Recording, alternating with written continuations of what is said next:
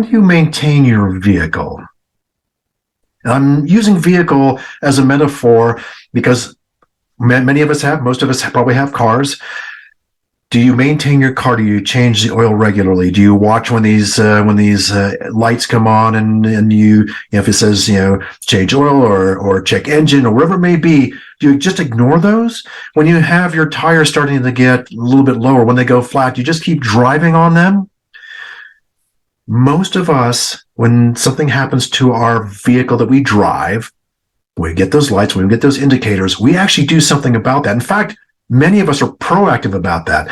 We do the 5,000 mile checkup, the 10,000 and so on with that, the maintenance records that are prescribed by the dealership, by that car manufacturer.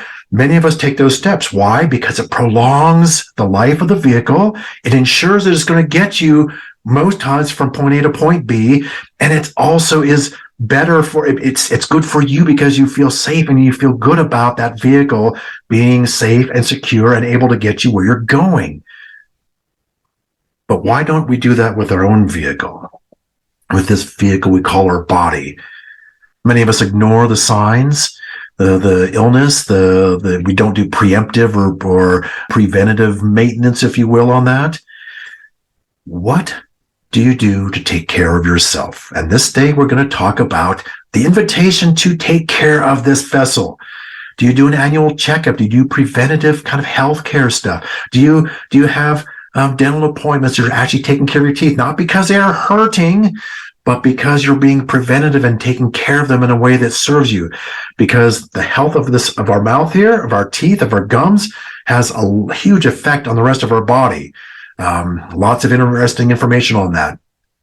Are we taking care of our physical well-being? Do we have massages or chiropractic or what are we doing for flexibility? Do we do Tai Chi or yoga or some of these other practices that get our bodies to move because our bodies are supposed to operate in certain ways? We don't lose flexibility with age. We don't lose our ability to exercise with age. We age because we stop doing those things. We age because we stop taking care of this vehicle. Our vehicle will last us our lifetime. I know that's kind of obvious, but they will last us a very long time if we take care of them. Certainly longer than if we don't. If we ignore those pains that are going on, and sometimes we push through pains because we know that they're an exercise pain, that we've stretched our muscles, I always tell I reflect back when I was in sports growing up in high school that, those first couple of days of 2-a-day practices for football, my body was sore. It was hurting, but I knew there was nothing wrong with it. It was just I hadn't done those exercises for a while. That's not what I'm talking about. I'm talking about when we get that ache and pain, do we just ignore it? And men, we're renowned for that we ignore the symptoms and signals out there. What are we doing to do preventative stuff in our lives that help ensure that this vehicle doesn't have breakdowns? So this is what we're talking about today. So my invitation for you this day is to pay attention to yourself.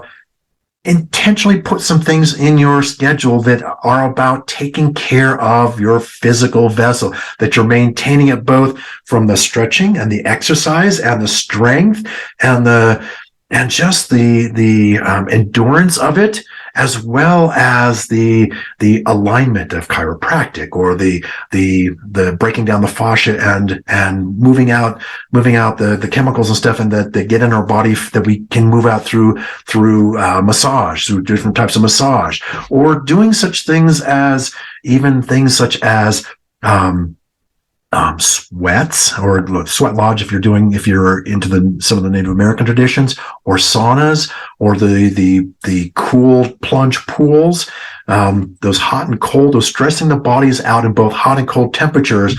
Lots of interesting research on how both of those create kind of a cleansing in our bodies that release within the cells, even not just the sweat that's coming out or the cold that's happening here if it's a cool plunge, but that it really changes and cleans our body out. So interestingly, it shows some of the current research is showing that just 30 seconds, the last 30 seconds of our shower, if we turn it into the cold, and I know it's not fun for many of us, but you become used to it.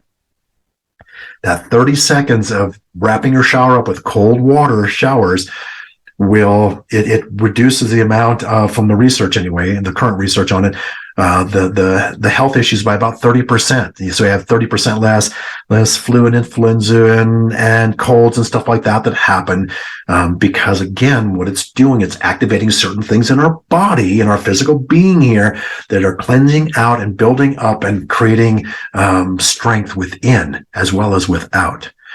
And so what are you doing? And one of the other things that's interesting, that's important, is physical touch.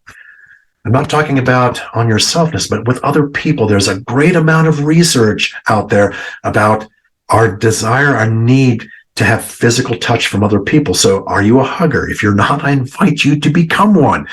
Hold your children or grandchildren, embrace them, embrace your beloved, spend time physically connected. There is such good research that shows the importance of what that does.